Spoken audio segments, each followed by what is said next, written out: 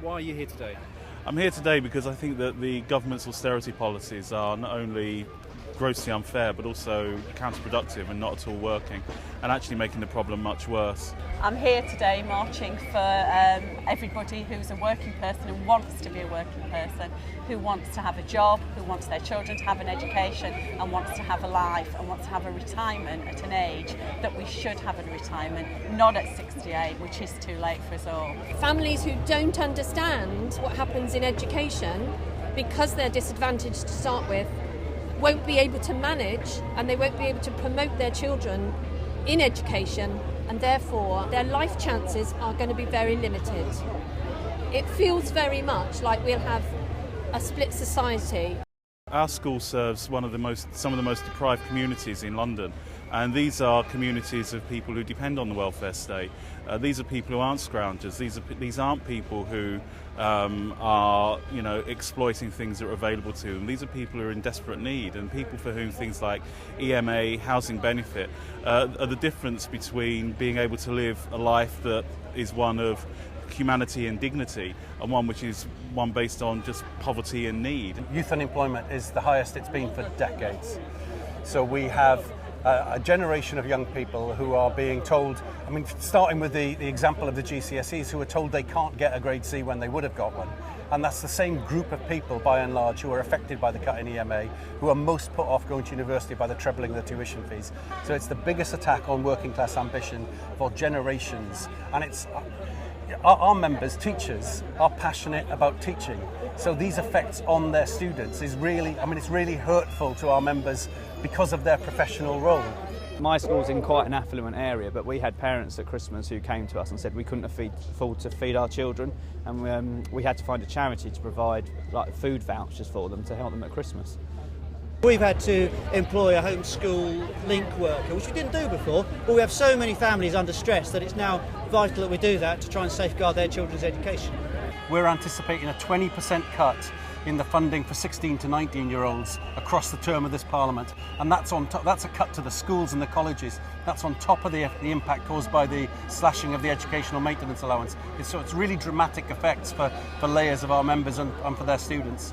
I think these cuts directly affect the young people that I teach, both from their welfare perspective, and also we're not able to provide the services that we need to for very needy young people. When I started teaching, we had lots and lots of members of senior leadership who would take on a lot of roles. For example, they would organise track education throughout the school and make sure that teachers were doing a great job and trying hard, things like that, across the school.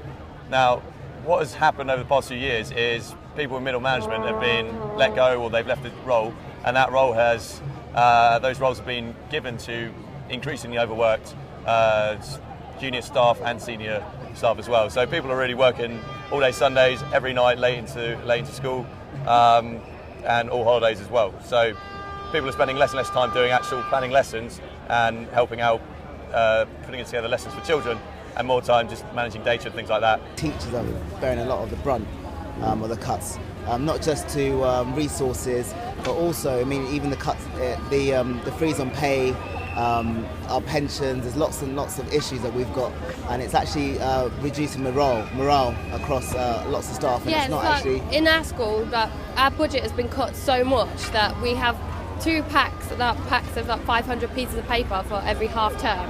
And when you've got to make resources, and everyone's telling you need resources to teach, and if you want your lessons to be outstanding, you need these resources. What if you haven't got the paper and there's no money for paper? What kind of teaching can we provide? We need to have a re-evaluation of this Ofsted inspection on schools, this constant negative portrayal of teachers. That needs to be completely released from us. It's like constantly we've been told what we're doing is not good enough, and they're going to take away our pay, and it's going to be performance-related pay and the whole new appraisal situation. There's all of that, and then a lot of, we don't even know what's going to happen in the next few years as well. So there's a lot of uncertainty in the teaching profession, and for us, that's, as young teachers, it's quite scary. This constant shift. You wake up in the morning, there's an announcement for Michael Gove. You've planned as a curriculum leader. You've planned for 2 years. You wake up in the morning, all that planning's gone to waste. With so much testing, so much monitoring of people all the time, it's very patronising. It seems to assume that we are lazy and we don't want to do the best for students. It's a tough job, and it always has been a tough job. People don't get into it for an easy life. Let us do our job properly. Constant workload, targets that are kind of unachievable, overworked. I feel that I cannot maintain this level of stress constantly, and attacks from the media on teachers. I'm feeling actually this has been probably the worst half term I've ever worked in 14 years of teaching. I actually feel at this point I'm overworked completely. I've never felt like this in 14 years, and that is why I decided to take on the job as NUT Rep and get involved directly with this action. This action, sort of strike action, has actually been very positive in our school. Michael Gove is proposing changes, more changes to the education system. There's the proposals for the EBAC system. What's the impact of all that, do you think? Well, some of the schools in Somerset have already suffered, of course, from Gove's hands basically on the throat of capping GCSEs and stopping those number of English students going through, and some schools have suffered badly. There are schools in Somerset that have already made representations to the government because their results have fallen through the floor simply because their GCSE results were meddled with, and there's no other word you can use other than meddled. So there's impact on schools. There's also impact on individual teachers because obviously their performance results are going to go down, therefore their appraisal won't be as good as it could be because the grades that they thought they were going to be getting aren't as good as what they expected them to be. I personally am very worried about what it seems to be saying about other subjects. The art subjects it seems to be interested in cutting. There's talk of removing RE and things like that. That's something I'm very concerned about because all these subjects need to be taught in school, not just the ones that Gove considers important. It seems to me that Michael Gove's got this vision of education which is based entirely on his experiences, and he sees education as just a way of rescuing a small group of working class kids who might or might not be good at Latin. And this idea that what we need to do to instill academic standards is get kids writing 5,000 words dissertations is just completely bonkers. It's not what's needed at all. What we actually need is to just support teachers in being creative, in inspiring young people and getting them to actually choose to do things which will make a real difference to their lives and give them skills that they can carry with them through their lives. Instead of just trying to recreate what his experiences were, he should get out and about and meet people who've had very different experiences but also highly valuable experiences, which can also be life-changing. And what do you think about the EBAC? You work in a secondary school. Right, I think it's a very retro kind of policy. I think it's going to disenfranchise. It's going to basically discriminate against quite a substantial, section of society. Those kids who are not within the 30 top academic percent, they're being forced into doing subjects that are totally unsuitable for them, and they're going to basically demotivate them. I mean, I'm teaching kids like that at the moment. I'm trying to do my best to keep them going, but I don't actually see where this is going to benefit people in the future, and they're going to come out with no qualifications because they're not able to get their B or C in German or French or Spanish or history. It's working against young people. Gove's proposals have got nothing to do with improving education. It's got nothing to do with helping our young people. It's a pure ideology, and unless us as professionals stand up against him and start to fight back against him and tell him what he actually needs to do, our state education system as we know it is finished. You work in the primary school sector. What do you think of the new phonics test? Quite frankly, it's a load of rubbish.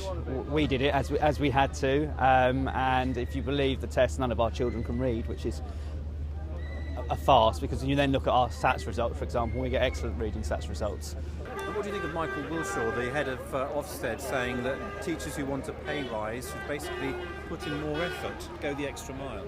Well, my own view on Michael Wilshaw is very simple, that he's been put there by this Conservative government to promote their ideology. He's not really looking into the schools to improve them.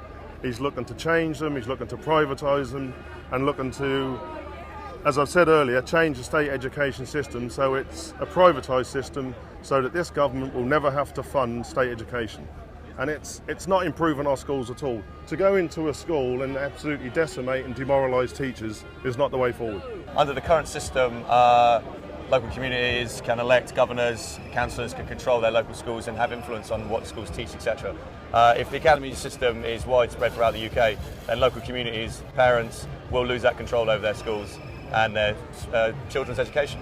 I actually think that teaching is a collective profession where people have to support each other and work in a team. And I think to actually bring in the idea of differentiated pay is completely divisive, and it's just not effective, it's not going to work within a kind of a school setting. I mean, we're not in the business of actually selling carpets or, easy chairs. It's about working together to give children the best possible education that they can have. Today's really about unity. It's about saying that we have a government who, in my opinion, is trying to divide the public sector and the people of this country. We are saying that we are standing together.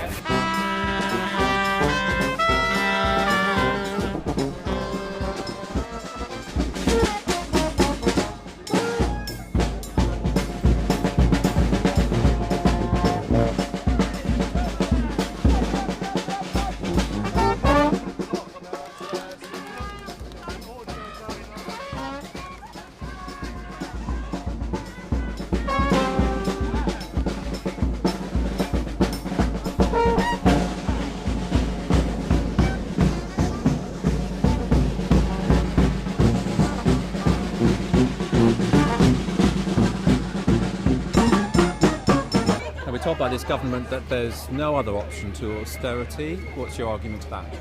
They're just withdrawing demand from the economy, they're taking money out of people's pockets, just at the time when they should be putting money into people's pockets. Those of us who are older than me or are here on the march today lived through post-war austerity, and you have to actually put into the economy to get anything out. We're seeing all over Europe that type of economic message is not working. The main reason that we're in the state we are is the financial institutions. They've absolutely ripped our country apart, and nobody's doing anything about it. We think that there is no economic sense in the austerity programme, and it's not just trades unions that say that, but Nobel Prize winning economists say the austerity measures are not working.